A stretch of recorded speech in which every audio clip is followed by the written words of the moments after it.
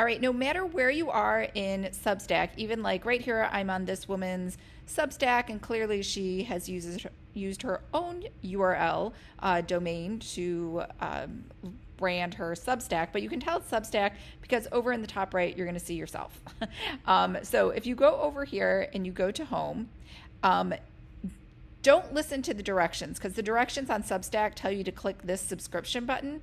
That will not let you unsubscribe from anything. That is 100% wrong. As you can see, all it will do is send you like to this person's Substack. Again, it'll send you to the article. You can share it. You can leave a comment. You can upgrade. And you're thinking, and there's also nothing over here in this button, the drop down to let you unsubscribe either. Archive is only going to archive this one post. It is not going to let you unsubscribe from this person.